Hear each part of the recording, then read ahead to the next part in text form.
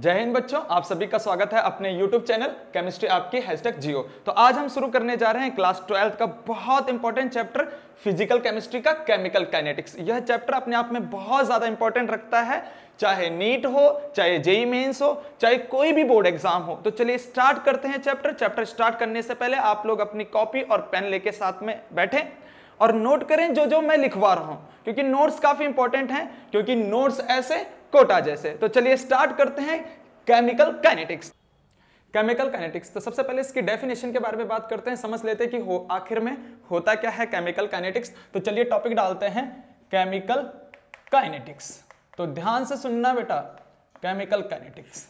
तो chemical kinetics का मतलब, केमिकल्स का मतलब तो अपन लोग समझते हैं कि केमिकल्स क्या होते हैं, लेकिन काइनेटिक्स यहां पर सबसे ज्यादा इंपॉर्टेंट है।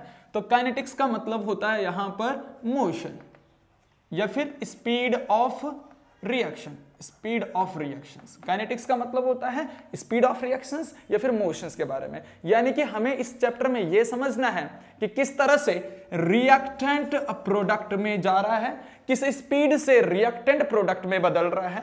तो इसी स्पीड के बारे में, इसी मोशंस के बारे में हम इस चैप्टर में डिस्कस करते हैं। तो चलिए इसकी डेफिनेशंस पर आते हैं। तो डेफिनेशन हमारे पास क्या कहती है?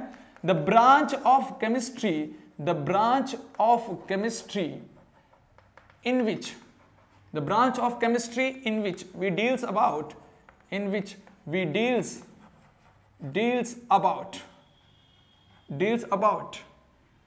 motion, या फिर हम क्या कह सकते हैं speed of reactions and rate of reactions in non-equilibrium condition।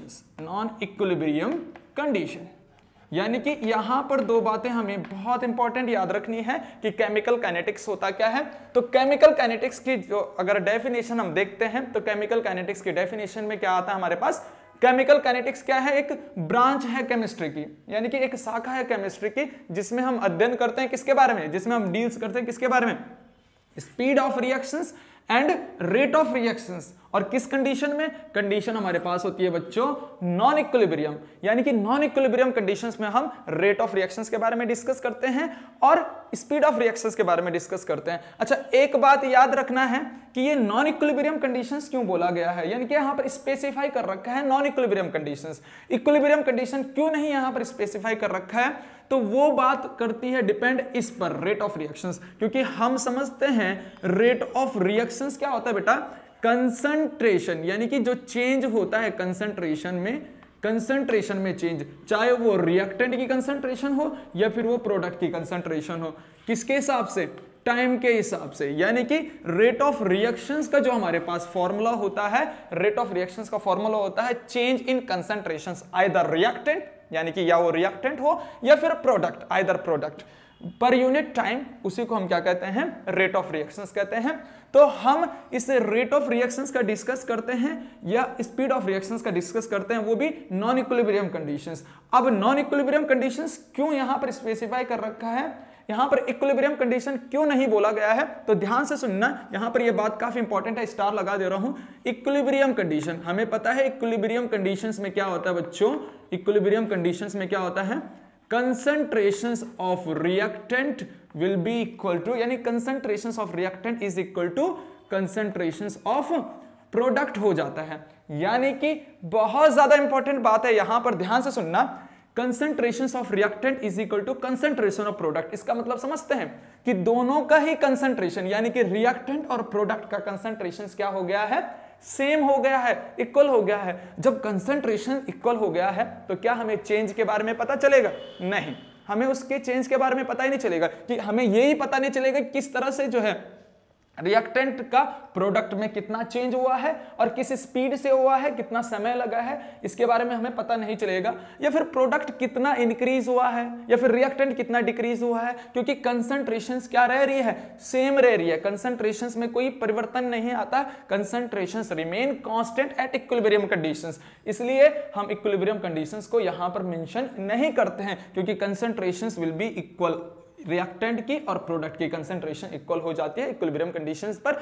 इसीलिए हम उस इक्विलिब्रियम कंडीशन पे कोई भी ऑब्जर्वेशंस नहीं देख पाते हैं, यानी कि कुछ भी ऑब्जर्व नहीं कर पाते हैं कि कितना रिएक्टेंट प्रोडक्ट में जा रहा है और कितना प्रोडक्ट में इंक्रीजमेंट हुआ है और कितना डिक्रीजमेंट रिएक्टेंट में हुआ। इस चीज का ऑब्जर्वेशंस हम इक्विलिब्रियम कंडीशंस पे नहीं कर पाते हैं। उसका रीजन है concentrations of reactant is equal to concentrations of product. तो इसीलिए इस बात को यहां पर स्पेसिफाई कर रखा है, इसीलिए डेफिनेशन में कह रखा है नॉन इक्विलिब्रियम कंडीशंस। समझ गए सारे बच्चे? हाँ, तो आगे हम चलते हैं। नॉन इक्विलिब्रियम कंडीशंस का मतलब होता है कि कंसंट्रेशन सेम नहीं है, क्योंकि नॉन इक्विलिब्रियम कंडीशन पे हमें पता चल जाएगा जब कंसंट्रेशन रिएक्टेंट की अलग होगी प्रोडक्ट की अलग होगी, तो हमें पता चल जाएगा कि कितना कंसंट्रेशन रिएक्टेंट का प्रोडक्ट की तरफ गया है और कितना समय लगा है।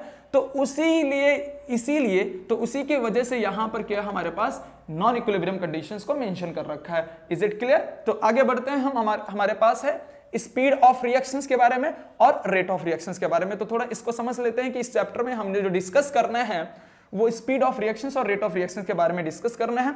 तो ध्यान से सुनना, अगर मैं स्पीड ऑफ रिएक्शंस के बारे में बात करूं बच्चा, स्पीड ऑफ रिएक्शंस, तो स्पीड ऑफ रिएक्शंस की यहां पर मेंशनली बेसिकली जो है 3 स्पीड के बारे में हमारे पास हमने ध्यान रखना है। कुछ रिएक्शंस तो क्या होती हैं, बहुत स्लो रिएक्शंस होती हैं, स्लो रिएक्शंस। और स्लो रिएक्शन सारी की सारी नेचुरल रिएक्शंस में आ जाते हैं, यानी कि जितनी भी नेचुरल रिएक्शंस होती है बच्चों वो क्या होती हैं, स्लो होती हैं, यानी कि स्लो प्रोसेस होती हैं। तो सबसे पहले स्लो रिएक्शंस के बारे में हम डिस्कस करेंगे। देन हम डिस्कस करेंगे किसके बारे में, मॉडरेट रिएक्शंस। अब मॉडरेट रिएक्शंस क्या होती हैं, मॉडरेट रिएक्शंस का मतलब मीडियम, यानी कि स्लो नहीं है और ना ही ज्यादा फास्ट है। तो तीसरा हम बात करेंगे किसके बारे में, फास्ट रिएक्शंस के बारे में। तो देख लेते हैं एक्चुअली हम इस चैप्टर में कौन से रिएक्शंस के बारे में डिस्कस करने वाले हैं, स्लो के बारे में डिस्कस करने वाले हैं या फिर मॉडरेट के बारे में डिस्कस करने वाले हैं, फिर फास्ट के बारे में डिस्कस करने वाले हैं। तो वो भी देख लीजिए, अभी तुम लोग खुद ही डिसाइड करोगे हम कि इस चैप्टर में किसके बारे में डिस्कस करेंगे, है ना।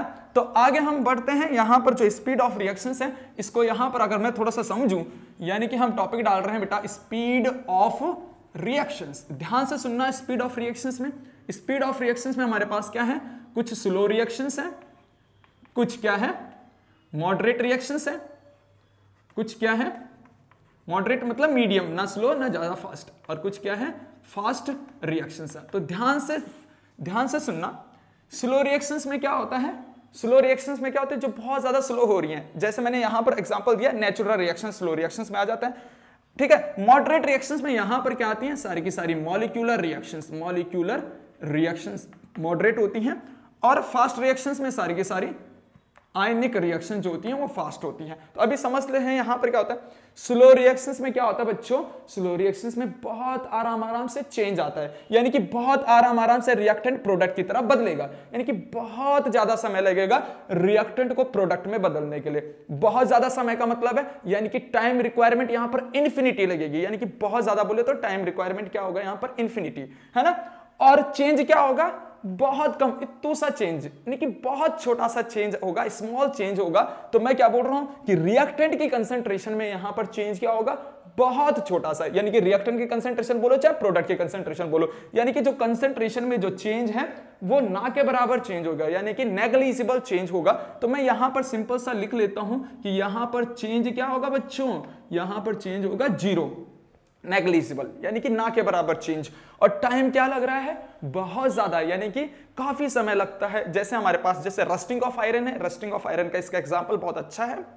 कैसे कि अगर हम जो है बात करें तो रस्टिंग ऑफ आयरन जो है 2 महीने बाद, 3 महीने बाद या फिर 1 साल बाद जो है किसी आयरन को अच्छे से रेस्ट होने में लगता है, इतना टाइम इसमें जो है रस्टिंग होने में लगता है। तो 1 साल का टाइम कितना ज्यादा समय है, या फिर 2 महीने का टाइम अगर उसको सेकंड में देखें तो समय कितना ज्यादा, इन्फिनिटी हो जाएगा समय, और चेंज थोड़ा बहुत उसमें चेंज आएगा।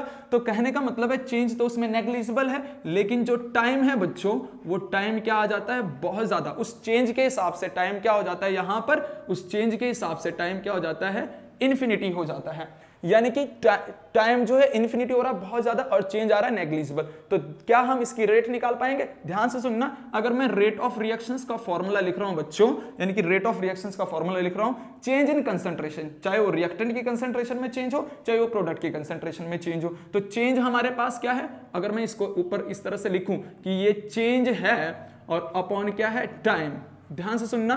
तो अगर मैं रेट ऑफ रिएक्शंस के बारे में डिस्कस करता हूं इसमें, तो चेंज कितना हमारे पास 0 और टाइम कितना हमारे पास इन्फिनिटी।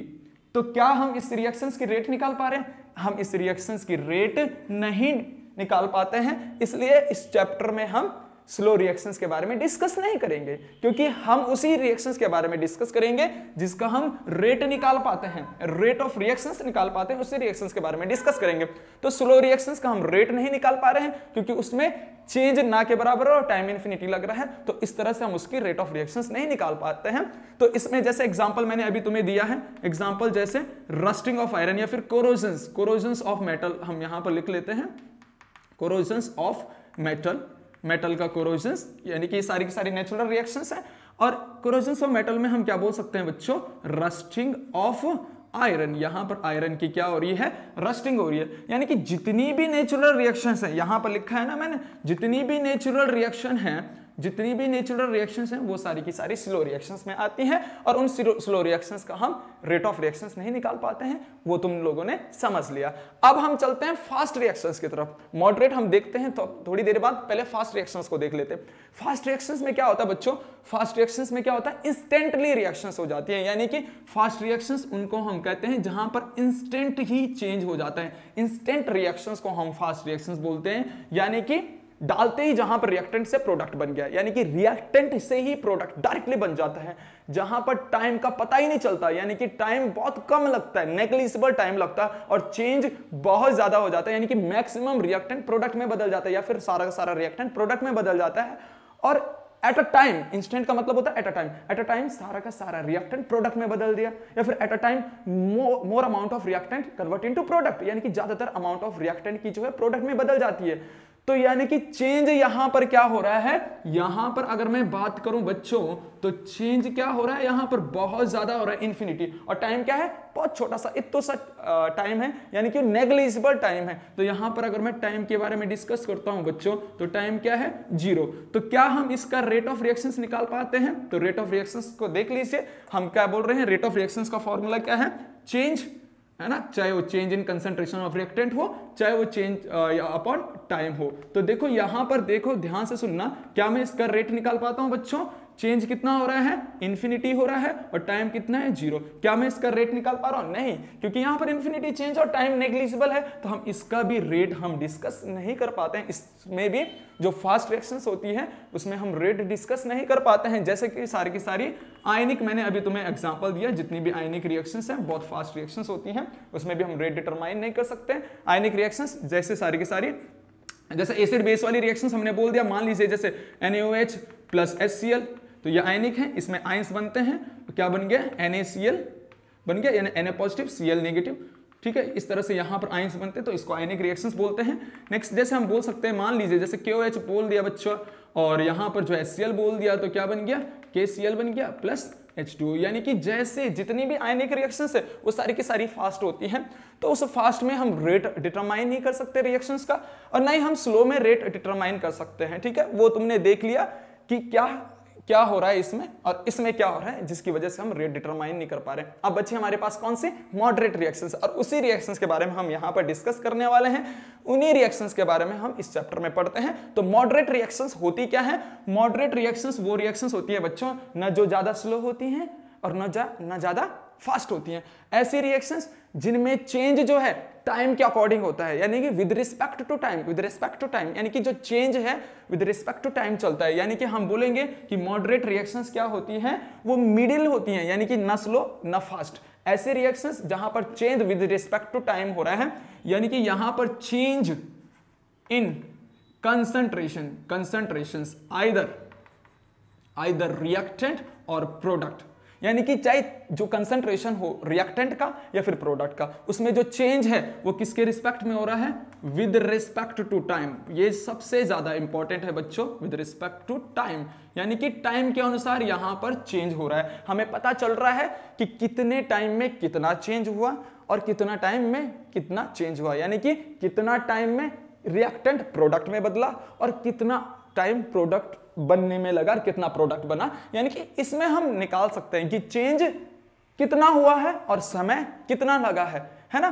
जबकि इसमें हम नहीं निकाल पा रहे थे। यानी कि यहां पर जो चेंज हो रहा है वो चेंज किसके अकॉर्डिंग हो रहा है, टाइम के अकॉर्डिंग हो रहा है। तो जहां पर चेंज टाइम के अकॉर्डिंग हो वहां पर हम चेंज ऑब्जर्व कर सकते हैं, डिटरमाइन कर सकते हैं क्या, रेट ऑफ रिएक्शंस। यानी कि यहां पर जो चेंज होगा बच्चों, चाहे कंसंट्रेशन में जो चेंज होगा वो टाइम के रिस्पेक्ट में होगा, यानी कि टाइम के रिस्पेक्ट में वो चेंज होगा। तो यहां पर जब टाइम के रिस्पेक्ट में वो कंसंट्रेशन में चेंज हो रहा है तो इस रिएक्शंस के हम रेट निकाल सकते हैं। यानी कि केवल इसी रिएक्शंस में रेट डिटरमाइनिंग हम कर सकते हैं, ना इसमें ना इसमें। तो इसीलिए हम इस चैप्टर में मॉडरेट रिएक्शंस के बारे में डिस्कस करते हैं। अब तुम बच्चे बोलोगे कि मॉडरेट रिएक्शंस क्या होती है, तो मॉडरेट रिएक्शन जितनी भी मॉलिक्यूलर रिएक्शंस अपने पास, वो सारे के सारे अपन लोग मॉलिक्यूलर रिएक्शंस में पढ़ते हैं। फॉर एग्जाम्पल जितने भी मॉलिक्यूलर रिएक्शन, सिंपल हम पहले मॉलिक्यूलर रिएक्शन से सर्च कर लेंगे।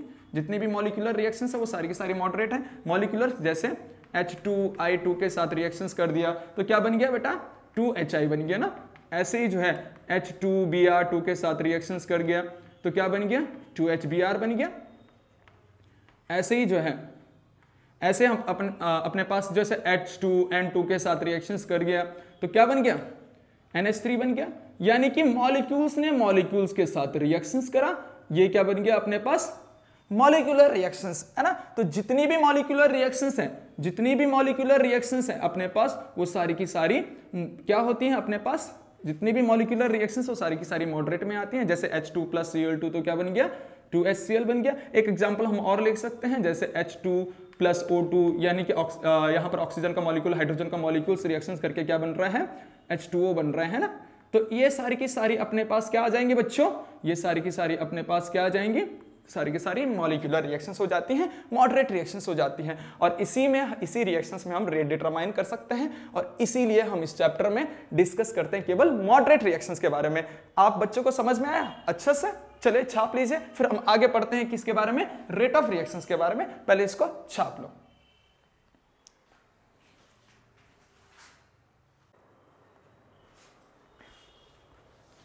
तो अब आगे हम डिस्कस करते हैं बच्चों रेट ऑफ रिएक्शंस के बारे में, क्योंकि स्पीड ऑफ रिएक्शंस के बारे में तो हम समझ चुके हैं। आगे हम डिस्कस कर रहे हैं किसके बारे में, रेट ऑफ रिएक्शंस। तो समझ लेते हैं रेट ऑफ रिएक्शंस होता क्या है, इसको डेफिनेशन कर लेते हैं, पहले इसको डिफाइन कर लेते हैं।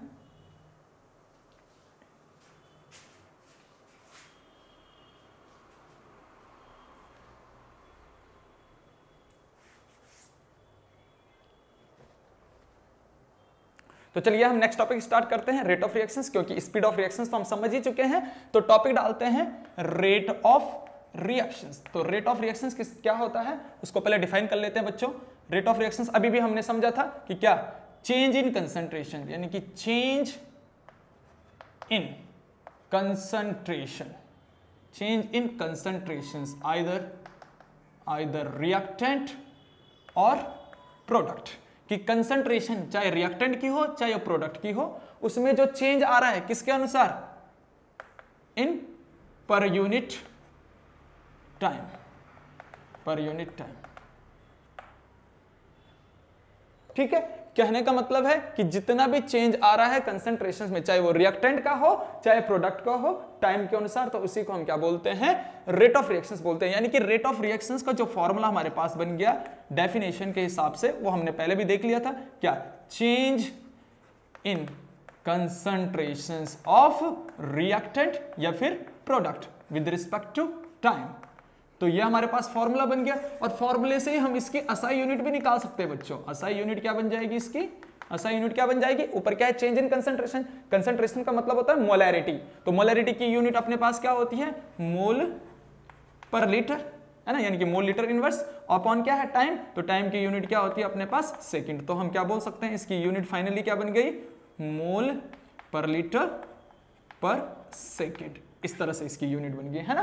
तो ये यूनिट हमारे पास बन चुकी है। रेट ऑफ रिएक्शंस हम समझ चुके हैं, चाहे वो कंसंट्रेशन रिएक्टेंट की चेंज हो चाहे वो प्रोडक्ट की कंसंट्रेशन चेंज हो, उसी पर यूनिट टाइम में उसी को हम रेट ऑफ रिएक्शंस बोलते हैं। तो अगर मैं लिखना चाहूं कि मान लीजिए ये रिएक्टेंट और ये प्रोडक्ट है, तो किस हिसाब से रिएक्टेंट की कंसंट्रेशन में चेंज हो रहा है टाइम के अनुसार, और किस हिसाब से प्रोडक्ट की कंसंट्रेशन में चेंज हो रहा है टाइम के अनुसार। तो ध्यान से सुनना, देखो बेटा, रिएक्टेंट जो है, रिएक्टेंट समय के अनुसार धीरे धीरे कम होगा, तो प्रोडक्ट समय के अनुसार धीरे धीरे इंक्रीजमेंट होगा, यानी कि बढ़ेगा। तो किस हिसाब से हम बोल रहे हैं, समय के अनुसार रिएक्टेंट में धीरे धीरे डिक्रीजमेंट आएगा, प्रोडक्ट में धीरे धीरे इंक्रीजमेंट आता है। तो देख लेते हैं इसका रेट ऑफ रिएक्शंस अगर लिखें विद रिस्पेक्ट टू रिएक्टेंट और प्रोडक्ट, तो ध्यान से सुनना, हमारे पास क्या होगा, change in concentrations of reactant. Change in concentrations reactant का मतलब है कि हम इसको डेल्टा आर लिख सकते हैं, डेल्टा आर, डेल्टा का मतलब होता है चेंज। अब किसके हिसाब से, टाइम के हिसाब से, कि टाइम के हिसाब से जो चेंज आ रहा होगा रिएक्टेंट के कंसंट्रेशंस में। अच्छा, तो टाइम के हिसाब से जितना कंसंट्रेशन रिएक्टेंट का कम हुआ उतना ही कंसंट्रेशन प्रोडक्ट का क्या हो जाएगा, इंक्रीज हो जाएगा उसी टाइम के हिसाब से। तो हमारे पास क्या होता है, रेट ऑफ रिएक्शन जो है रिएक्टेंट की और प्रोडक्ट की क्या हो जाती है, इक्वल हो जाती है। कहने का मतलब है जितने हिसाब से रिएक्टेंट का कंसंट्रेशन घटेगा उसी हिसाब से रिएक्टेंट का कंसंट्रेशन बढ़ेगा। मान लीजिए यहां पर कंसंट्रेशन अगर 10 यूनिट से घटी है तो यहां पर कंसंट्रेशन 10 यूनिट से बढ़ी है, और उसी टाइम में, यानी कि टाइम क्या है रिएक्शंस का सेम है, तो हम बात कर रहे हैं रिएक्टेंट में जो है कंसंट्रेशन डिक्रीज होगा, प्रोडक्ट की कंसंट्रेशन इंक्रीज होगा। और डिक्रीजमेंट के लिए रिएक्टेंट की साइड हमेशा हम क्या लगाते हैं, माइनस लगाते हैं, और इंक्रीजमेंट के लिए प्रोडक्ट की साइड हमेशा हम प्लस लगाते हैं। तो प्लस साइन ये रिप्रेजेंट करता है बच्चों इंक्रीजमेंट, और माइनस साइन ये रिप्रेजेंट करता है बच्चों डिक्रीजमेंट। अब बच्चे पता क्या बोलते हैं कि सर ये माइनस साइन और प्लस साइन लगाना जरूरी है, बहुत जरूरी है। क्यों? क्योंकि जो साइन है वो वैल्यू को सेटिस्फाई नहीं करता है। इसका मतलब ये नहीं है, माइनस लगाने का मतलब ये नहीं है कि रिएक्टेंट की जो वैल्यू है, यानी कि रिएक्टेंट का जो कंसंट्रेशन है वो नेगेटिव हो गया। नेगेटिव का मतलब नहीं है, नेगेटिव वैल्यू का मतलब नहीं है यहाँ पर। इस साइन का मतलब जो है, ये नेगेटिव जो साइन है इसका मतलब होता है कि कंसंट्रेशन जो रिएक्टेंट की वो कम हो रही है, वो डिक्रीज हो रही है। तो साइन का मतलब क्या है, decreasement in concentration of reactant. और वही जो पॉजिटिव साइन है, पॉजिटिव साइन का मतलब होता है increment in concentrations of product. इसका मतलब ये नहीं है कि इसकी वैल्यू पॉजिटिव हो गई है या फिर इसकी वैल्यू नेगेटिव हो गई। तो साइन का मतलब कोई पॉजिटिव नेगेटिव नहीं है। साइन का मतलब अगर नेगेटिव साइन है तो साइन का मतलब होता है decreasement in concentrations of reactant, और प्लस साइन का मतलब यहां पर है increment in concentrations of product. तो कंसंट्रेशन रिएक्टेंट की कंटिन्यूअसली घटती है इसलिए हमने माइनस साइन लगाया है, प्रोडक्ट की कंटिन्यूअसली बढ़ती है इसलिए हमने प्लस साइन लगाया है। तो ये हमने अच्छे से समझ लिया है। इसका थोड़ा सा ग्राफ भी समझ लेते हैं। पहले इसका मतलब थोड़ा सा मैं स्टार पॉइंट से समझा लेता हूं कि जो ये नेगेटिव साइन है, यानी कि नेगेटिव जो साइन है वो केवल और केवल रिएक्टेंट में इंक्रीजमेंट को बताएगा, रिएक्टेंट में डिक्रीजमेंट को बताएगा, है ना, यानी कि कितना कम जो है रिएक्टेंट हो रहा है। वहीं जो पॉजिटिव साइन है वो पॉजिटिव साइन क्या बताएगा, प्रोडक्ट में इंक्रीजमेंट, है ना। ये दोनों ही चीजें जो हैं वो नेगेटिव पॉजिटिव का मतलब होता है कि नेगेटिव का मतलब होता है डिक्रीजमेंट और पॉजिटिव का मतलब है यहां पर इंक्रीजमेंट। इसका मतलब वैल्यू से कोई लेना देना नहीं है इसका, ठीक है। अब बच्चे क्या बोलते हैं कि सर चलो नेगेटिव तो लगा दिया, क्या पॉजिटिव लगाना जरूरी है? पॉजिटिव जैसे मान लीजिए कि 1 लिख ले या फिर +1 लिख ले, तो क्या ये 1 भी तो +1 है और ये +1 भी तो +1 है, इन दोनों की तो वैल्यू 1 है। चलो ठीक है, मैथमेटिकली मान लिया बच्चों कि ये दोनों 1 1 है। लेकिन ध्यान से सुनना, केमिस्ट्री में ऐसा नहीं है। केमिस्ट्री में ये प्लस लगाना बहुत जरूरी है, इधर प्रोडक्ट साइड प्लस लगाना बहुत जरूरी है। अब क्यों जरूरी है? थोड़ी देर पहले हमने पढ़ा था कि जो रेट ऑफ रिएक्शंस है किस कंडीशन में डिटरमाइन करते हैं, non equilibrium conditions. Non equilibrium conditions का मतलब है कि प्रोडक्ट इंक्रीज हो ही रहा है, तो इंक्रीज हो रहा है तो इंक्रीज के लिए तो ये प्लस साइन लगा रहे हैं, तो इसका मतलब हमें ये प्लस साइन लगाना जरूरी है। इसका मतलब ऐसा नहीं छोड़ना, यानी कि प्लस साइन यहां पर लगाना जरूरी है प्रोडक्ट में, क्योंकि प्रोडक्ट में अगर प्लस साइन होगा तो हमें पता चलेगा कि प्रोडक्ट अभी क्या है, यानी इंक्रीज हो ही रहा है, और रिएक्शंस क्या है, अभी रिएक्शंस क्या है, नॉन इक्विलिब्रियम कंडीशंस में, है ना, यानी कि रिएक्शन स्टॉप नहीं हुए। अगर हम यहाँ पर प्लस साइन नहीं लगाएंगे तो इसका मतलब होगा कि स्टॉप हो चुकी है, इतना ही अमाउंट बन चुका है। और अगर हम प्लस साइन लगाएंगे तो प्लस का मतलब है इसके ऊपर, यानी कि अभी इंक्रीजमेंट हो ही रही है, तो इसलिए प्लस साइन लगाना बहुत जरूरी है। आगे समझ में, तो आगे हम देख लेते हैं, आगे हम डिस्कस कर लेते हैं इसके ग्राफ के बारे में। ग्राफ भी काफी इंपॉर्टेंट है बच्चों इसका, है ना, यानी कि हम रेट ऑफ रिएक्शंस और कंसंट्रेशंस के बीच में ग्राफ पढ़ लेते हैं। रेट ऑफ रिएक्शंस और कंसंट्रेशंस के बीच में हम ग्राफ पढ़ रहे हैं बच्चों। तो जैसे हम बात कर लेंगे कि ये जो है, मान लीजिए ये क्या है, अपने पास कंसंट्रेशन है और इधर क्या है, मान लीजिए रेट ऑफ रिएक्शंस है। ध्यान से सुनना। अच्छा, मान लीजिए इनिशियली जो है, यहां पर इनिशियली जो रिएक्टेंट का कंसंट्रेशन है वो सबसे ज्यादा है, इनिशियली क्या है, रिएक्टेंट का कंसंट्रेशन ज्यादा है और धीरे धीरे वो रिएक्टेंट का कंसंट्रेशन क्या होगा, कम हो रहा है, तो धीरे धीरे डिक्रीज हो रहा है, समय जैसे बढ़ रहा है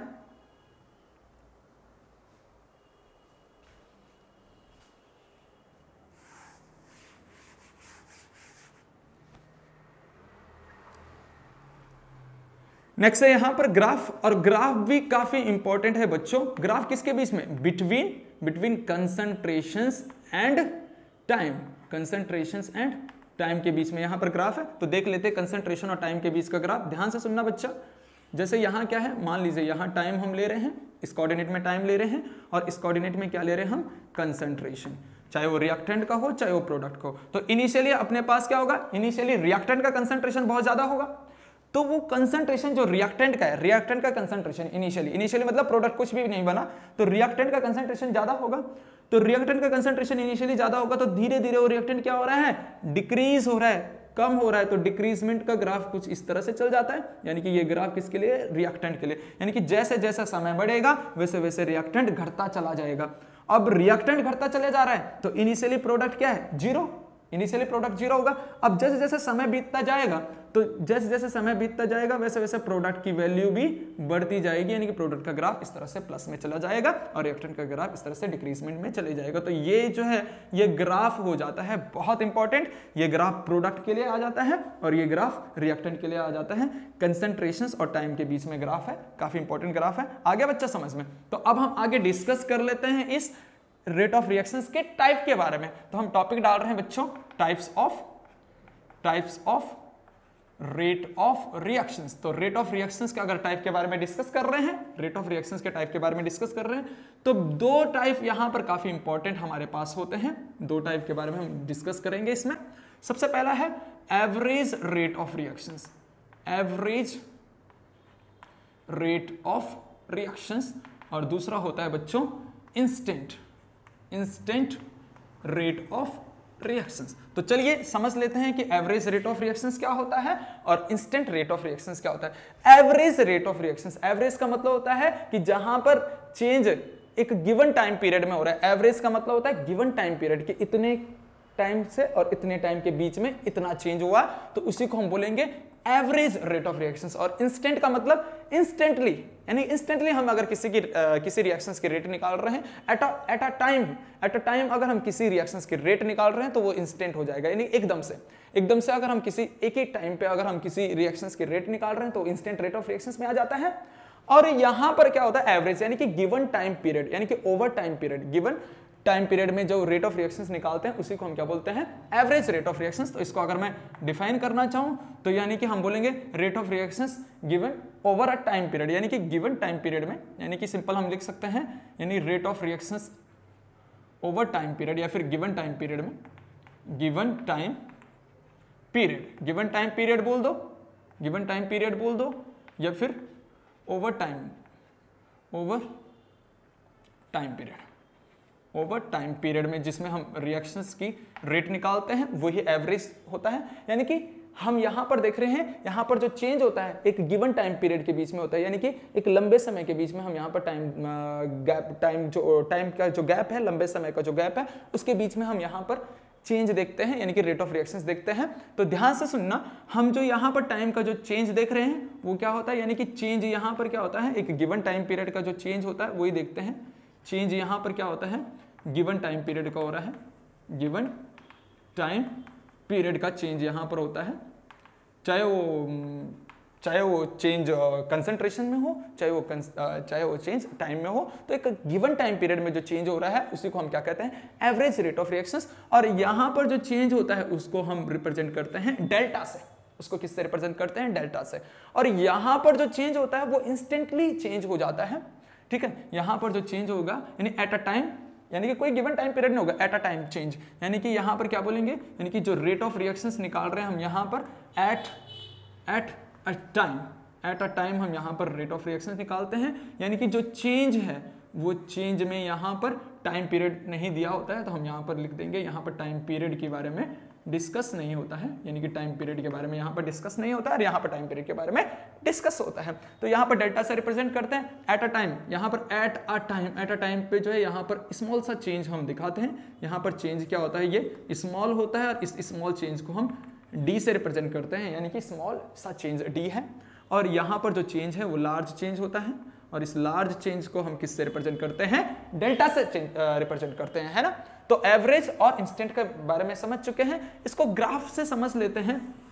अगर एवरेज और इंस्टेंट को हम ग्राफ से समझें तो देखो सबसे पहले जैसे मैं यहाँ पर बोल रहा हूँ रिएक्टेंट किस में जा रहा है, प्रोडक्ट में, तो इसको ग्राफ से समझ लेते हैं बच्चों। ग्राफ से इसको रिप्रेजेंट कर लेते हैं। सबसे पहला है rate of reactions for reactant. तो रिएक्टेंट के लिए रेट ऑफ रिएक्शंस, तो इसका ग्राफ हमने देखा था, अभी इसका ग्राफ देखा था कुछ इस तरह से इसका ग्राफ देखा कि मान लीजिए यहां पर क्या है, कंसंट्रेशन था और यहां पर क्या था बच्चों, टाइम था। तो ध्यान से सुनना, यहां पर क्या हो रहा है, रिएक्टेंट के लिए देख रहे हैं तो रिएक्टेंट का ग्राफ ये जा रहा है पूरा का पूरा अपने पास नीचे, ये रिएक्टेंट का जा रहा है, ठीक। और यहां पर टाइम होगा, जैसे मान लीजिए कुछ टाइम यहां पर, कुछ टाइम यहां पर, टाइम इस तरह से। तो मान लीजिए यहां पर टाइम क्या है t1 और यहां पर टाइम क्या है, मान लीजिए यहां पर टाइम मान लेते हैं t2, ठीक है। t1 और t2 टाइम है। t1 पे जो कंसंट्रेशन होगी बच्चा, वो जो कंसंट्रेशन होगी यहां पर वो होगी c1 और t2 पे जो कंसंट्रेशन होगी वो कंसंट्रेशन क्या होगी अपने पास, c2। तो क्या हम जानते हैं कि जो c1 का जो कंसंट्रेशन, ये कंसंट्रेशन ज्यादा है c2 से, यानी c1 is greater than c2, हम ये बात कर रहे हैं। तो अगर मैं इसके लिए रेट ऑफ रिएक्शंस लिखना चाहूं तो रेट ऑफ रिएक्शंस क्या हो जाएगा, यानी कि बड़े कंसंट्रेशंस अपने पास क्या होगा, final concentration minus initial concentration. Final concentration क्या है c2, इनिशियल कंसंट्रेशन क्या है c1 अपॉन फाइनल टाइम क्या है t2 और इनिशियल टाइम क्या है t1, है ना। तो t2 तो बड़ा है t1 से, तो ये तो नीचे आएगा चेंज, यानी कि रेट ऑफ रिएक्शंस यहां पर जो आया, नीचे जो टाइम आया वो चेंज का जो टाइम में जो चेंज आया वो तो पॉजिटिव में आएगा, क्योंकि t2 टाइम ज्यादा है और t1 टाइम कम है, ठीक है। तो इसमें जो पॉजिटिव आ गया। लेकिन ऊपर देखिए, ऊपर क्या है, c1 is greater than c2, यानी कि c1 जो है बड़ा है c2 से, यानी कि c1 बड़ा है c2 से। तो यहां पर जो चेंज आ रहा है वो किस में आ जाएगा, माइनस में आ जाएगा। तो इसीलिए हम ग्राफ से भी समझ चुके हैं कि रिएक्टेंट में माइनस क्यों आ रहा है, और ऐसे ही प्रोडक्ट के लिए भी समझ जाते हैं। यहां पर प्रोडक्ट का भी बना देते हैं, यानी कि दूसरा क्या बना देते हैं, रेट ऑफ रिएक्शंस, किसके लिए, फॉर प्रोडक्ट के लिए, है ना। तो प्रोडक्ट का ग्राफ क्या बनता है बच्चों, प्रोडक्ट का ग्राफ क्या बनता है, इस तरह से प्रोडक्ट का ग्राफ बनता है। तो यहां पर क्या है, कंसंट्रेशन और यहां पर क्या है, टाइम। तो ध्यान से सुनना, यहां पर टाइम है ना। तो अब ध्यान से सुनना, यहां पर ये प्रोडक्ट के लिए चल रहा है। अभी अगर मैं बात कर रहा हूं, मान लीजिए यहां पर टाइम क्या है, t1 टाइम है, यहां पर टाइम क्या है, t2 टाइम है। अगर t1 टाइम पे कंसंट्रेशन देखें तो क्या हो जाएगा, कंसंट्रेशन c1, और t2 टाइम पे कंसंट्रेशन देखें तो कंसंट्रेशन क्या हो जाएगा, c2, ठीक है। तो अब हमें पता है कि c2 की कंसंट्रेशन ज्यादा है c1 से, तो हम जानते हैं c2 is greater than c1, ठीक है। यानी कि फाइनल कंसंट्रेशन ज्यादा है इनिशियल कंसंट्रेशन से, जबकि टाइम तो वही होगा भाई, टाइम तो फाइनल वाला ही बड़ा होगा, फाइनल वाला t2 टाइम बड़ा है t1 से। तो अगर मैं यहाँ पर रेट ऑफ रिएक्शंस निकालना चाहूँ तो रेट ऑफ रिएक्शंस क्या हो जाएगा अपने पास, यानी कि फाइनल कंसंट्रेशन क्या है अपने पास c2 माइनस इनिशियल कंसंट्रेशन क्या है c1 अपॉन टाइम क्या है फाइनल t2 माइनस t1। तो अपने पास क्या आ गया, यहाँ पर रेट ऑफ रिएक्शंस क्या आ गया बच्चों, ये देखो c2 बड़ा है c1 से, तो यहाँ पर जो चेंज आएगा वो पॉजिटिव में आएगा, यानी कि डेल्टा c पॉजिटिव प्रोडक्ट का अपॉन टाइम तो पॉजिटिव में, इस तरह से। तो हम इसीलिए हम बोलते हैं कि यहाँ प्रोडक्ट की साइड प्लस क्यों है, ग्राफ से भी समझ चुके हैं, और रिएक्टेंट की साइड माइनस क्यों, ये हम ग्राफ से समझ चुके हैं। रेट ऑफ रिएक्शंस ये तो समझ में आ गया होगा। अब इंस्टेंट वाले के बारे में समझ लेते हैं। इंस्टेंट का मतलब होता है स्मॉल सा चेंज और बहुत जल्दी से जल्दी। तो यहाँ पर भी ग्राफ से हम समझ लेते हैं कि मान लीजिए रिएक्टेंट जो है प्रोडक्ट में जा रहा है, इसको भी ग्राफिकल रिप्रेजेंटेशन के बारे में हम कर लेते हैं बात। तो इसको भी ग्राफ से समझते हैं बच्चों। तो ग्राफ से कैसे हो जाएगा ये ध्यान से सुनना। यहां पर इंस्टेंट टाइम पीरियड में, यानी कि अगर मैं यहां पर रिएक्टेंट के लिए निकालता हूं, मान लीजिए यहां पर जो चेंज है, यानी कि rate of reactions for reactant, तो रिएक्टेंट के लिए यहां पर निकाल रहे हैं, तो ग्राफ क्या हो जाएगा, रिएक्टेंट का भी हमने समझा है, ये ग्राफ हो जाएगा रिएक्टेंट का, ये रिएक्टेंट का ग्राफ हो जाता है। यहां टाइम और यहां कंसंट्रेशंस, समझ रहे हैं सारे बच्चे? तो ये रिएक्टेंट का है। अगर मैं यहां पर टाइम लूं बेटा T1, यहां पर टाइम लूं T2, ठीक है, तो अब मैं T1 पे अगर कंसंट्रेशन देखता हूं तो क्या है C1, और सॉरी यहां पर जो है एट इंस्टेंट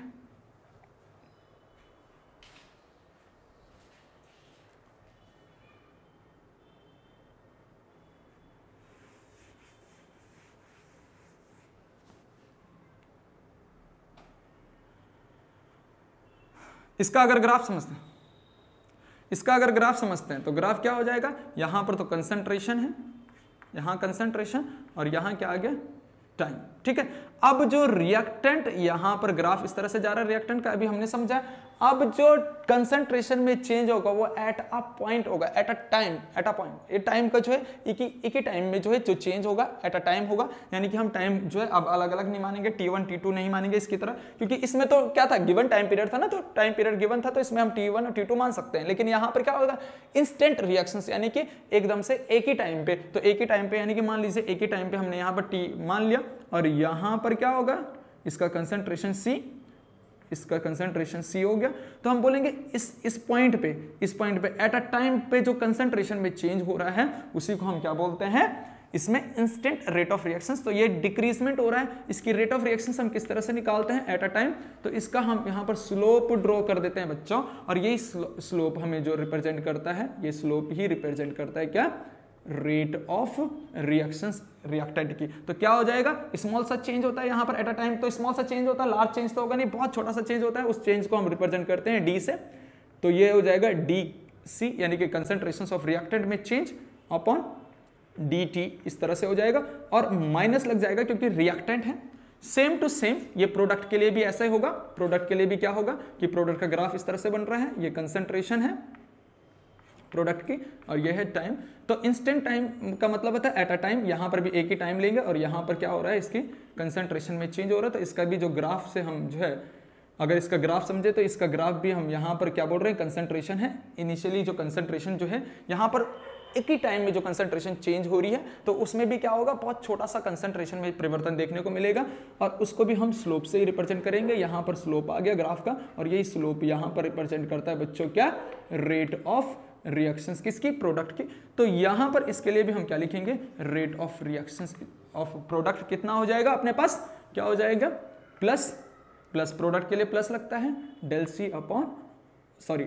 यानी कि del C upon del T, इस तरह से हो जाएगा अपने पास। यानी कि स्मॉल सा चेंज है तो स्मॉल चेंज के लिए क्या लगता है, डेल लगता है, और लार्ज चेंज के लिए क्या लगता है, डेल्टा लगता है। वो हमने देख लिया। Is it clear? तो समझ में आ गया कि एवरेज क्या होता है, इंस्टेंट क्या होता है ना। तो इस तरह से हमें जो है स्पीड ऑफ रिएक्शंस के बारे में भी डिस्कस कर लिया, और रेट ऑफ रिएक्शंस के बारे में भी डिस्कस कर लिया, और उसके बारे में हम आगे पढ़ते हैं अब और क्या क्या चीजें इस टॉपिक में आती हैं, और बहुत इंपॉर्टेंट। तो पहले इतना छाप लीजिए, चलिए।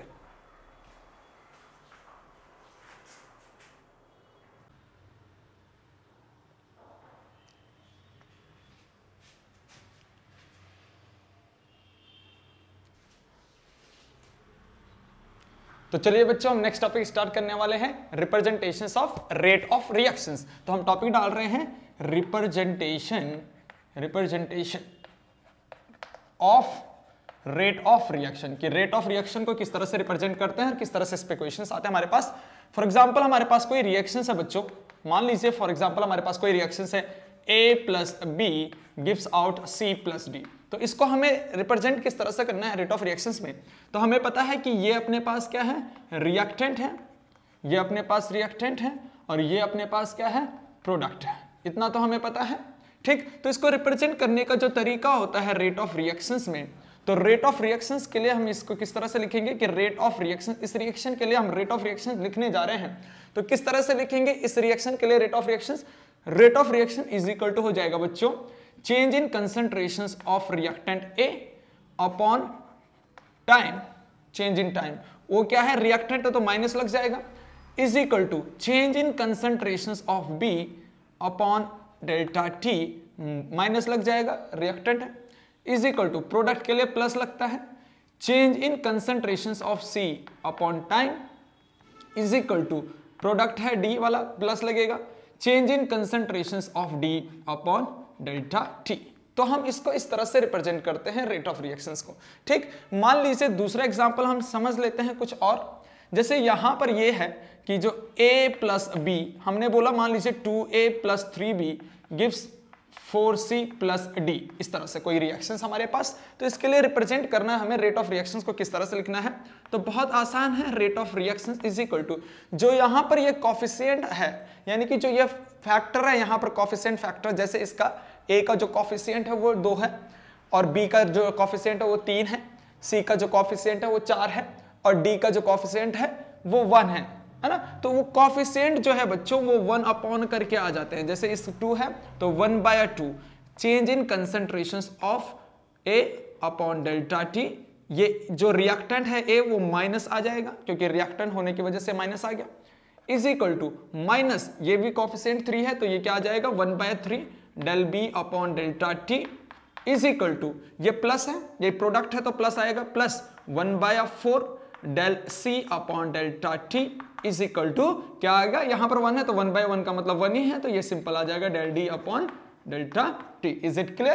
तो इस तरह से हम रेट ऑफ रिएक्शंस को क्या करते हैं, रिप्रेजेंट करते हैं। किसी भी रिएक्शंस की रेट ऑफ रिएक्शंस को इस तरह से रिप्रेजेंट किया जाता है बच्चों। आया समझ में? नेक्स्ट मान लीजिए हमारे पास यहां पर नेक्स्ट क्वेश्चंस हमारे पास, जैसे फॉर एग्जांपल मान लीजिए ये N2 plus H2 gives out NH3 यानी कि 2NH3। अगर मैं इसको बैलेंस करता हूं बच्चों तो ये इस तरह से कुछ होता है, हमारे पास ये बैलेंस हो गया। ठीक, तो अगर मैं इस रिएक्शंस के लिए रेट ऑफ रिएक्शंस लिखना चाहूं तो रेट ऑफ रिएक्शंस किस तरह से हो जाएगा, यहां पर इसका जो कॉफिशिएंट है बैलेंसिंग फैक्टर जो है इसका 1 है तो क्या आ जाएगा direct del N2 upon delta T, है ना, ये माइनस लग जाएगा क्योंकि रिएक्टेंट है, is equal to minus 1/3 del H2 upon delta T is equal to ये प्रोडक्ट है प्लस लगेगा 1/2 del NH3 upon delta T. तो काफी आसान है, बहुत इजी है, ऐसा है जैसे लड्डू। तो ये चीजें जो है लिखना बहुत आसान है, रेट ऑफ रिएक्शंस को लिखना। पर साथ ही साथ ये हमने इस रिएक्शंस के लिए रेट लिखी है, लेकिन साथ ही साथ कभी कभी बच्चों ये पूछता है कि रेट ऑफ डिक्रीजमेंट और रेट ऑफ इनक्रीजमेंट लिखिए। तो देखो डिक्रीजमेंट में हमें हमेशा क्या ध्यान रखना है कि डिक्रीजमेंट हमेशा किसका होगा, रिएक्टेंट का डिक्रीजमेंट होगा और प्रोडक्ट का क्या होगा, इंक्रीजमेंट होगा। तो रेट ऑफ डिक्रीजमेंट पूछ सकता है, रेट ऑफ डिसोसिएशन पूछ सकता है रिएक्टेंट के लिए, रेट ऑफ डिसअपेरेंस पूछ सकता है। तो इनका मतलब सारा का मतलब डिसअपेरेंस बोल दो, डिसोसिएशन बोल दो, डिक्रीजमेंट बोल दो या फिर डिकम्पोजिशन बोल दो, ये सारी की सारी जो टर्म्स हैं वो रिएक्टेंट के लिए यूज होती हैं। तो अगर मैं यहां पर रिएक्टेंट हमारे पास N2 और H2 है, यहां पर अगर हम इसका डिक्रीजमेंट लिखे या फिर डिसोसिएशन लिखे तो यानी कि यहां पर जो है अगर कभी ऐसा पूछे जैसे रेट ऑफ डिक्रीजमेंट, यानी कि अगर मैं बात करूं तो डिक्रीजमेंट भी लिख सकते हैं, डिक्रीजमेंट है ना, डिक्रीजमेंट बोल दो, डिसोसिएशन बोल दो, डिसोसिएशन का भी मतलब भी यही चीज होता है, डिसोसिएशन या फिर डिकम्पोजिशन, डिकम्पोजिशन या फिर डिसअपेरेंस। तो और करके डिसअपेरेंस लिख सकते हैं, डिसअपेरेंस। तो ये जो है ये सारी की सारी रिएक्टेंट के लिए होता है, चाहे डिक्रीजमेंट यूज करें, चाहे डिसोसिएशन यूज करें, चाहे डिकम्पोजिशन यूज करें, चाहे डिसअपेरेंस यूज करें, ये सारी की सारी किसके लिए होती है, रिएक्टेंट के लिए होती है। क्योंकि रिएक्टेंट ही कम हो रहा है, रिएक्टेंट ही डिक्रीज होता है और रिएक्टेंट ही डिसोसिएट टूटता भी है मतलब, और जो रिएक्टेंट ही है वो डिकम्पोजिशन होता है, उसी में क्या होता है डिसअपेरेंस, मतलब धीरे धीरे खत्म होता है, प्रोडक्ट की तरफ जाता है।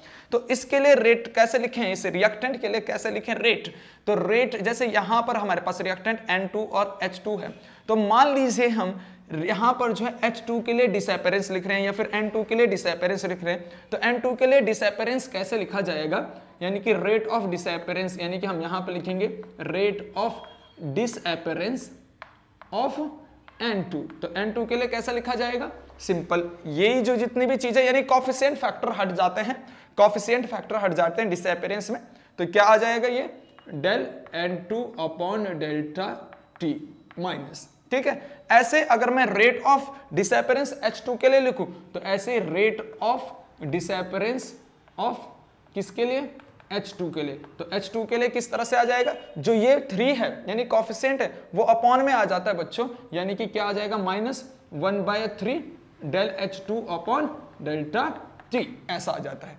तो ये तो डिसअपेरेंस वाली बातें हैं। अब अपीयरेंस वाली, तो अपीयरेंस किस में होता है, प्रोडक्ट में होता है। तो हम अगर बात कर रहे हैं रेट ऑफ अपीयरेंस, अपीयरेंस बोल दीजिएगा, अपीयरेंस बोल दीजिएगा, या फिर एसोसिएशन बोल दीजिएगा, एसोसिएशन भी बोल सकते हैं, या फिर फॉर्मेशन बोल सकते हैं, फॉर्मेशन बोल सकते हैं, या फिर क्या बोल सकते हैं बच्चों, इंक्रीजमेंट, यानी कि कुछ भी वो जो है टर्म्स में डाल सकता है, यानी कि जो क्वेश्चंस वाला हो पेपर में कुछ भी डाल सकता है, चाहे अपीयरेंस बोल ले, अपीयरेंस क्या होता है, प्रोडक्ट का अपीयरेंस होगा, प्रोडक्ट बनेगा, एसोसिएशन यानी प्रोडक्ट बन रहा है, फॉर्मेशन भी बन रहा होता है, और इंक्रीजमेंट भी यानी कि बढ़ रहा है। तो प्रोडक्ट के लिए ये चीजें टर्म्स ये यूज होती हैं। तो प्रोडक्ट हमारे पास इसमें कौन सा है, NH3 है प्रोडक्ट। तो अगर मैं यहां पर लिखना चाहूं रेट ऑफ अपीयरेंस ऑफ, या फिर एसोसिएशन ऑफ, एसोसिएशन लिख लो चाहे अपीयरेंस लिख दो, एसोसिएशन ऑफ NH3, तो किस तरह से लिखा जाएगा, किस तरह से लिखा जाएगा उसका, उसके लिए NH3 के लिए किस तरह से लिखा जाएगा, जो कॉफिशिएंट है वो 1 करके आ जाएगा, यानी कि कॉफिशिएंट यहां पर हट जाता है, तो कॉफिशिएंट हट जाएगा तो सिंपल डायरेक्ट क्या आ जाएगा, plus del NH3 upon delta T। ठीक है, तो इस तरह से यहां पर हमारे पास डिसअपीयरेंस अपीयरेंस लिखा जाता है। ऐसे ही दूसरा एग्जांपल अगर मैं लेना चाहूं, फॉर एग्जांपल बच्चों जैसे हम बात कर रहे हैं H2 plus O2 gives out H2O, तो अगर मैं इसको बैलेंस करना चाहूं तो यहां पर मैं हाफ लगा दूंगा। इसी रिएक्शंस के लिए मैं रेट ऑफ रिएक्शंस भी लिखना चाहूंगा, रेट ऑफ डिसअपीयरेंस भी लिखना चाहूंगा, रेट ऑफ अपीयरेंस भी लिखना चाहूंगा। तो देखना ध्यान से एक बार फिर से समझ लेना।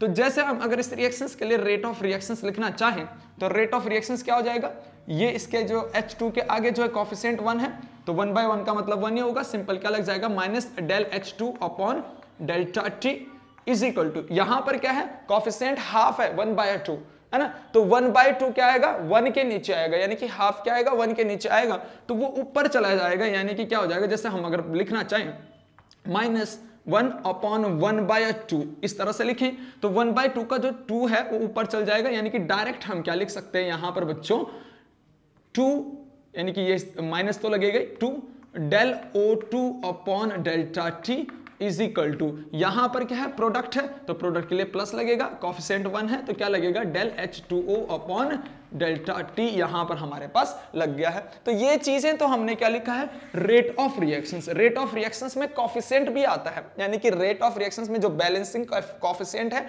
वो आता है। जैसे यहां पर रेट ऑफ रिएक्शंस में बैलेंसिंग कॉफिशिएंट आ रखे हैं, ये 1 अपॉन में आते हैं, लेकिन रेट ऑफ डिक्रीजमेंट या फिर रेट ऑफ इंक्रीजमेंट में ये चीजें नहीं आती हैं, ये हट जाती हैं। तो ऐसे हमने अगर इसके लिए क्या लिखा, रिएक्टेंट हमारे पास ये है, प्रोडक्ट हमारे पास है, तो रेट ऑफ डिक्रीजमेंट लिखूंगा तो रिएक्टेंट के लिए लिखूंगा। अगर मैं रेट ऑफ डिक्रीजमेंट लिख रहा हूं बच्चों, रेट ऑफ डिक्रीजमेंट यानी कि डिसोसिएशन बोल लो, डिक्रीजमेंट बोल दो, है ना, डिक्रीजमेंट तो किसके लिए लिखा जाता है, वो रिएक्टेंट के लिए लिखा जाता है।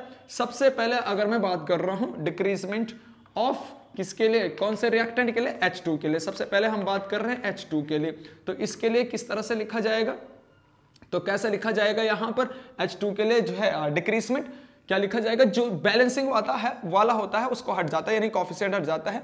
इसमें तो अपने आप में कॉफिशिएंट 1 है, तो इसका मतलब इसको तो हम सिंपल ऐसे लिख लेंगे, यानी कि क्या minus del H2 upon delta T। लेकिन पर अगर H2 यानी O2 के लिए लिखे तो O2 में तो 1/2 है, तो ये भी यहां पर O2 के लिए हट जाएगा, यानी कि ये तो हमारे पास किसका लिए था, फॉर H2। अब हम किसके लिए लिख रहे हैं, फॉर O2 के लिए लिख रहे हैं, तो क्या हो जाएगा, ये 1/2 हट जाएगा, क्या हो जाएगा minus del O2 upon delta T। तो ये हमारे पास हो जाता है, यानी कि कॉफिशिएंट वाले चीजें हट जाती है यहां पर। ऐसे ही अगर फॉर्मेशन लिखें, रेट ऑफ फॉर्मेशन, तो फॉर्मेशन किसके लिए लगता है बच्चों, प्रोडक्ट के लिए लगता है। तो ऑफ किसका, हम इसमें H2O के बारे में बात कर रहे हैं, फॉर H2O के बारे में बात कर रहे हैं, यानी कि H2O के लिए, तो H2O के लिए क्या हो जाएगा, यहां पर तो ऑलरेडी कॉफिशिएंट है नहीं, तो डायरेक्ट हम ऐसे लिख लेंगे, यानी कि इसको हटा, कॉफिशिएंट भी होता है तो वो हट जाता है, तो हम क्या बोलेंगे, यहां पर क्या हो जाएगा प्लस, क्योंकि प्रोडक्ट है del H2O upon delta T। तो इतना समझ में आया, ये तो बहुत इजी है ना, बहुत आसान है, बस एक एक बार जो है खुद से करोगे तो सारी चीजें आ जाएंगी, अच्छे से आ जाएंगी, है ना। तो इसको छाप लीजिए। अब इसके बेस पे हम कोई न्यूमेरिकल करते हैं, क्वेश्चंस करते हैं जो एनसीईआरटी में दे रखे होंगे, या फिर जो है कॉम्पिटिटिव में जो भी न्यूमेरिकल्स वगैरह आते हैं क्वेश्चंस उनको कर लेंगे। पहले इसको छाप लो, इसको समझ लो अच्छे से, है ना। चलो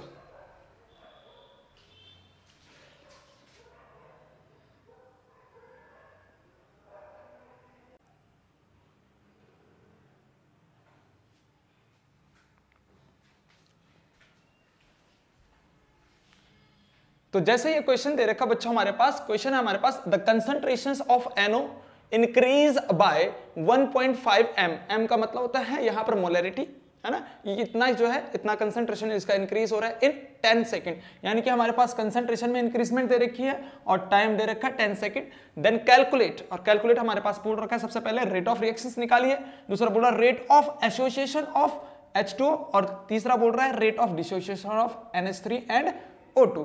तो यहां पर हमारे पास ये रिएक्शंस गिवन रिएक्शंस हैं, NH3 plus O2 gives out NO plus H2O। तो एक बात ध्यान से सुनना है बच्चों, जब भी हम किसी रिएक्शंस की रेट निकालते हैं तो रेट निकालने के लिए रिएक्शंस हमारे पास बैलेंस होनी चाहिए, ये सबसे इंपॉर्टेंट बात है। यानी कि रेट ऑफ रिएक्शन जब भी डिटरमाइन करेंगे तो ये किसके लिए करेंगे, बैलेंस रिएक्शंस के लिए। तो सबसे पहले हम ये बात ध्यान रखेंगे कि क्या हमारे पास जो रिएक्शंस दे रखी है वो बैलेंस है कि नहीं है। अगर है तो अच्छी बात है, अगर नहीं है तो हमें खुद उसको बैलेंस करना है। और जिन बच्चों को रिएक्शंस बैलेंस करना नहीं आता है तो उनके लिए भी मैंने जो है वीडियो बना रखी, काफी अच्छा सा है, शॉर्ट ट्रिक बता रखा है उसमें कि किस तरह से जो है हम रिएक्शंस को बैलेंस करेंगे। तो वो भी वीडियो जरूर बच्चे लोग जो है देख लेना। तो हम इसको पहले बैलेंस कर लेते हैं, सिंपल हम बैलेंस कर लेते हैं इसको, है ना। तो यहां पर बैलेंस करेंगे तो यहां पर अगर मैं 4 लगाऊं तो ये 4 हो जाएगा 4n, ठीक है, और 5 और यहां लग जाएगा 6, ठीक है। तो ये रिएक्शन सब बैलेंस होगी। तो सबसे पहले हमारा काम सबसे पहले क्या होगा, जब भी हम क्वेश्चंस करेंगे यानी कि रेट ऑफ रिएक्शंस के क्वेश्चंस करेंगे तो सबसे पहला हमारे पास काम यही होगा कि रिएक्शंस हमें बैलेंस करनी है, यानी कि हमारी रिएक्शंस क्या होनी चाहिए बच्चों, बैलेंस होनी चाहिए। तो ये रिएक्शंस हमारे पास जो है बैलेंस हो गई है ना। तो अब हम शुरू करते हैं इसको एक एक क्वेश्चंस, इसका एक एक पार्ट करना शुरू करते हैं। हम सबसे पहला लिख रहे हैं रेट ऑफ रिएक्शंस। अगर मैं ROR इसके लिए लिखना चाहूं, ROR यानी कि रेट ऑफ रिएक्शंस लिखना चाहूं तो इसके लिए क्या हो जाएगा, माइनस ये जो कोएफिशिएंट है 1/4 del NH3 upon delta T is equal to, ये क्या हो जाएगा, minus 1/5 del O2 upon delta T is equal to क्या हो जाएगा, plus 1/4 del NO upon delta T is equal to plus 1/6 del H2O upon delta T। तो ये तो हमने इसके लिए रेट लिख लिया है, लेकिन हमने रेट कैलकुलेट नहीं करा है, अभी तो रेट को रिप्रेजेंट करा है। तो कैलकुलेशन कैसे करना है, जो डाटा हमारे पास यहां पर दे रखा होगा उससे हम इसको जो है कैलकुलेट करते हैं रेट ऑफ रिएक्शंस। हमारे पास डाटा किसका दे रखा है, NO का डाटा दे रखा है, यानी कि NO इंक्रीज्ड बाय, अब NO हमारे पास कहां पर है, ये चीज है हमारे पास NO, है ना। तो इसके लिए रेट ऑफ रिएक्शंस लिखेंगे तो जिस चीज का हमारे पास डाटा दे रखा है उसी को हमने उठाना है, क्योंकि यहां पर सारी चीजें इक्वल हो जाती हैं। तो रेट ऑफ रिएक्शंस हमारे पास यानी कि NO के रिस्पेक्ट में दे रखा है तो NO का ही उठाया, यानी कि प्लस 1/4 क्या, change in concentrations of NO। तो कितना चेंज हो रहा है, इंक्रीज बाय का मतलब है कि इतना चेंज आ रहा है। तो चेंज कितना आ रहा है बच्चों उसमें 1.5 अपॉन टाइम कितना है 10 सेकंड। तो कितना हो गया, इसको कैलकुलेट अगर हम करेंगे तो ये क्या हो जाएगा, अगर हम इसको कैलकुलेट करेंगे ये तो अपने पास क्या निकल गया, रेट ऑफ रिएक्शंस निकल गया, है ना।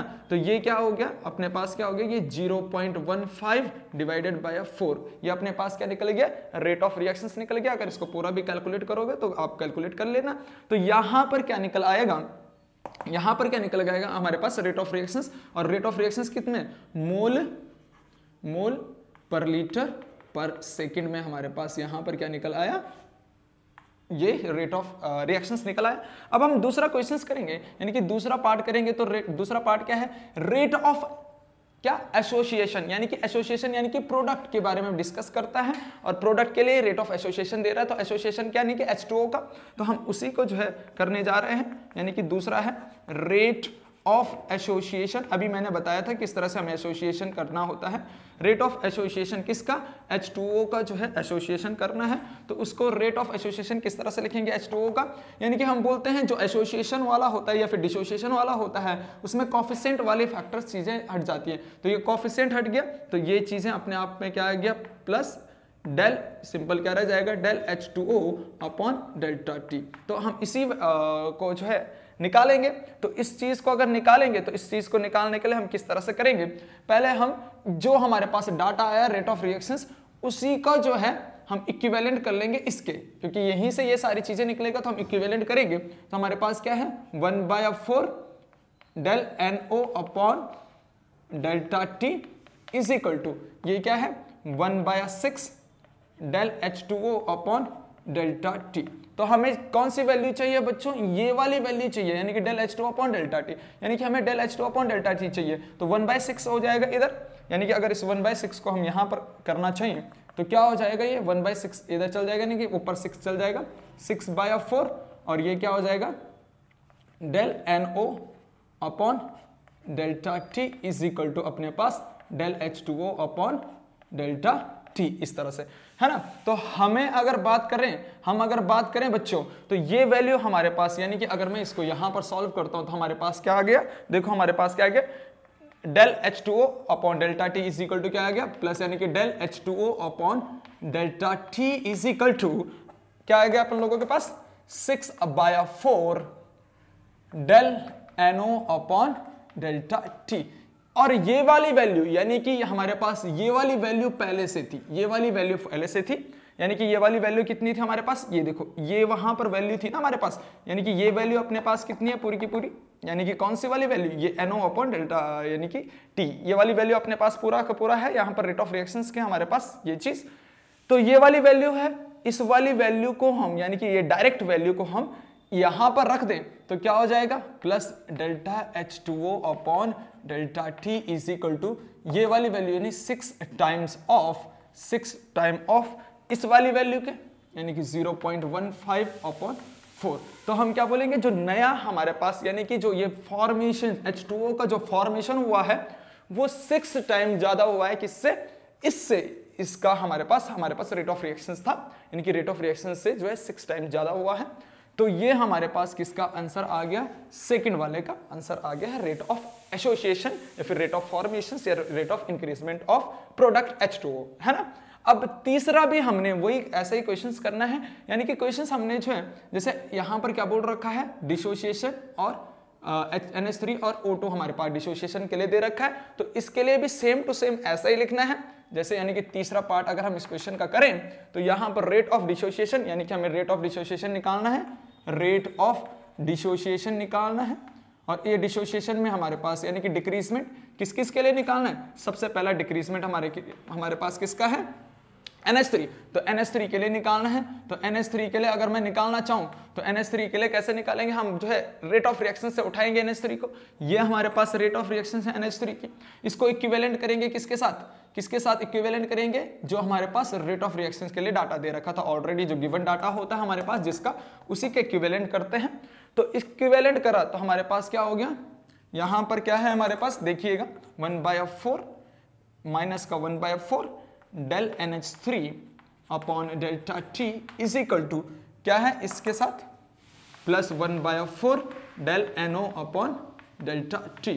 कहने का मतलब है देखो हमें निकालना क्या है बच्चों, हमें निकालना इतनी वैल्यू है ना, यानी कि NH3 का, यानी कि 1/4 को हमें यहां से हटाना है, तो 1/4 यहां से हट के यहां जाएगा तो मल्टीप्लाई में चल जाएगा, तो अपन लोग किस तरह से लिख सकते हैं, यहां पर इस तरह से लिख सकते हैं डेल NH3 यानी कि इस वैल्यू को del NH3 upon delta T is equal to ये 4 उधर चल जाएगा तो क्या हो जाएगा 4/4, ये 4 इधर, ये 4 इधर गया और ये 4 यहां पर है, तो 4/4 del NO upon delta T इस तरह से।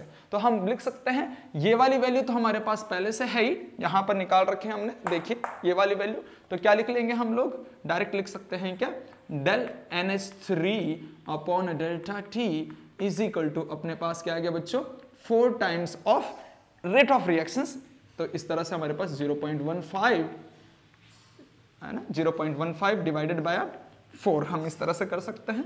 तो ये हमारे पास निकल आया है, ठीक है। तो ये चीज है हमारे पास, ये निकल गया किसका, NH3 का। ये NH3 का हमारे पास क्या निकल गया, डिसोसिएशन निकल गया, डिक्रीजमेंट निकल गया। अब हम O2 के लिए निकालेंगे, तो सिंपल हम O2 के लिए भी सिंपल ऐसे करेंगे, यानी कि फॉर O2, यानी कि फॉर O2, तो O2 के लिए भी हम कैसे लिखेंगे, सेम टू सेम O2 वाला पॉइंट उठाएंगे, यानी कि O2 के लिए जो रेट ऑफ रिएक्शन है वो उठाएंगे, यानी कि -1/5 del O2 upon delta T is equal to क्या रह जाएगा, जो हमारे पास ये NO के लिए जो चीजें दे रखी है जिसके लिए हमने रेट ऑफ रिएक्शन निकाला है, तो क्या हो जाएगा वो +1/4 del NO upon delta T। अब हमने क्या करना है, हमें तो केवल ये वाली वैल्यू चाहिए, क्योंकि डिसोसिएशन का मतलब O2 का मतलब है हमें कोएफिशिएंट यहां से हटाना, तो कोएफिशिएंट यहां हटा तो वहां चले गया, यानी कि 5 वहां मल्टीप्लाई में चल जाएगा, और क्या हो जाएगा, सिंपल हमारे पास क्या हो जाएगा बच्चों, ये हो जाएगा -del O2 upon delta T is equal to क्या हो जाएगा, ये 5 इधर चल जाएगा, 5 टाइम्स ऑफ ये वाली वैल्यू ऑलरेडी हमारे पास है किसके, 0.15 डिवाइडेड बाय 4, यानी कि ये रेट ऑफ रिएक्शंस का क्या हो जाता है, 5 टाइम्स डिक्रीजमेंट इसमें देखने को मिलता है। आई बात समझ में। तो ये सिंपल से क्वेश्चंस हैं, बहुत इजी क्वेश्चंस है, तो हम इस तरह से इन क्वेश्चंस को कर सकते हैं और बहुत आसानी से ये इस टाइप के क्वेश्चंस बहुत इंपॉर्टेंट अपने आप में रखते हैं बोर्ड एग्जाम में भी, है ना, और साथ साथ कॉम्पिटिटिव एग्जाम में भी। तो छाप लीजिए, एक आध क्वेश्चन और कर लेते हैं, देन ओवर।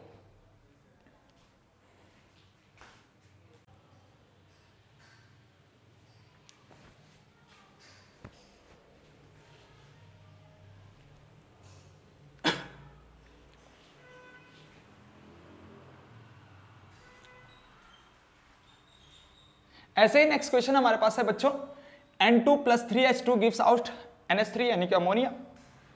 फिर क्वेश्चन बोल रखा है the value of formations of NH3 यानी कि NH3 की जो फॉर्मेशंस हो रही है इज 0.0017 kg/h।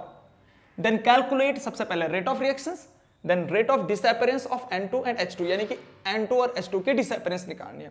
तो जब भी हम इसको सॉल्यूशन में लाएं बेटा, सबसे पहले ये देखें कि हमारी रिएक्शंस बैलेंस है, क्योंकि हम रेट ऑफ रिएक्शंस निकाल रहे हैं। रेट ऑफ रिएक्शंस हमने अभी भी बताया था कि rate of reactions should be calculated या फिर कैलकुलेट फॉर बैलेंस रिएक्शंस, यानी कि बैलेंस रिएक्शंस के लिए हम रेट ऑफ रिएक्शन निकालेंगे। जब तक रिएक्शन बैलेंस नहीं है तब तक हम रेट ऑफ रिएक्शन नहीं निकाल सकते, अगर निकाल रहे तो गलत होगा, है ना। तो सबसे पहले हम इसको बैलेंस करने की देखते हैं कि बैलेंस है या नहीं है, अगर नहीं होगी तो हम बैलेंस करेंगे, है ना।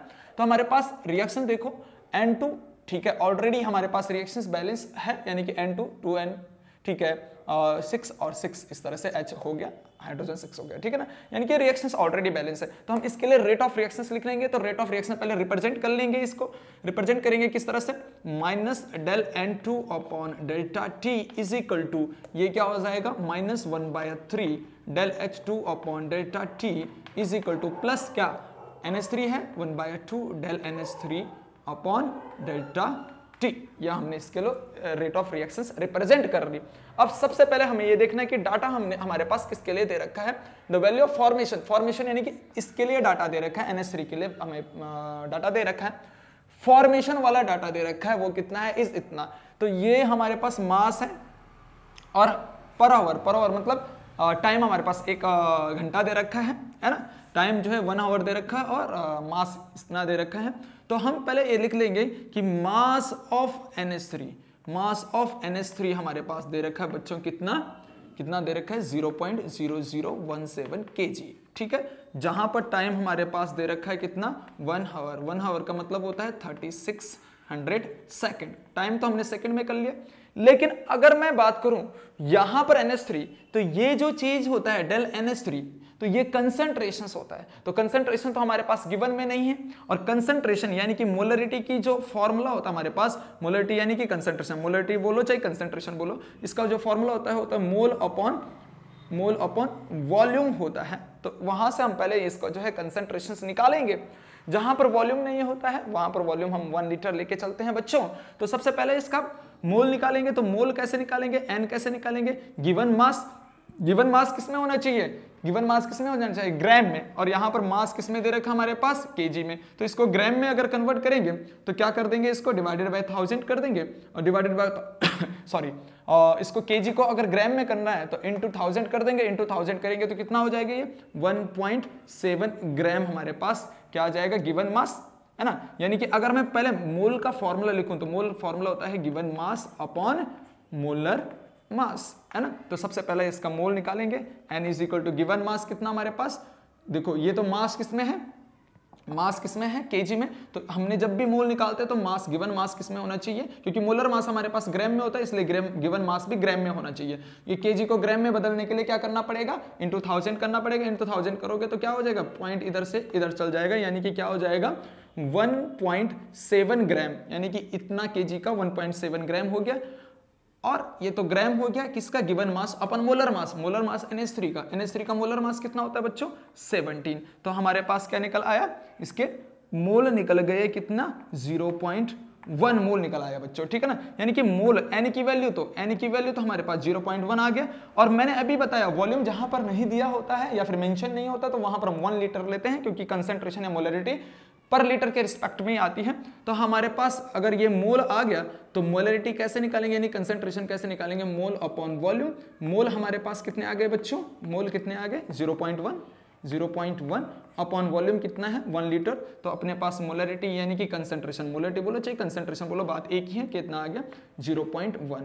तो ये जो कंसेंट्रेशन आई है किसकी, कंसेंट्रेशंस ऑफ NH3 का जो है ये आया है, कंसेंट्रेशंस ऑफ NH3 आया है ना। तो इतना जो कंसेंट्रेशंस है, यानी इतना जो फॉर्मेशन हो रहा है NH3 का, अब हमने इसके लिए रेट निकालना है। तो उसमें जो है रेट में क्या है, del NH3 upon delta T.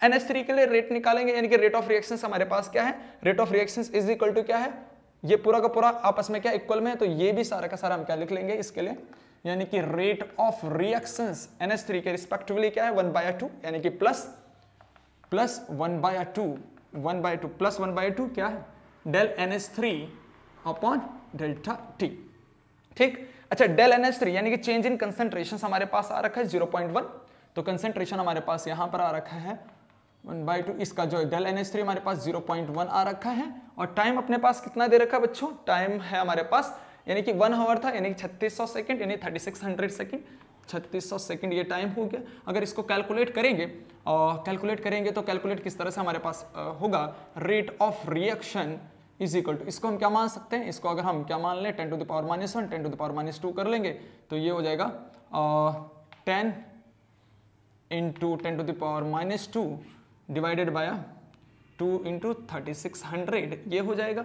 और इसको हम काटेंगे तो अपने पास क्या आएगा 5 इंटू, यानी कि रेट ऑफ रिएक्शंस क्या आएगा 5 into 10 to the power -2 divided by 36 into 10 to the power 2 हम कर सकते हैं। 10 टू द पावर 2 को ऊपर पहुंचा दो तो रेट ऑफ रिएक्शंस क्या बन जाएगा हमारे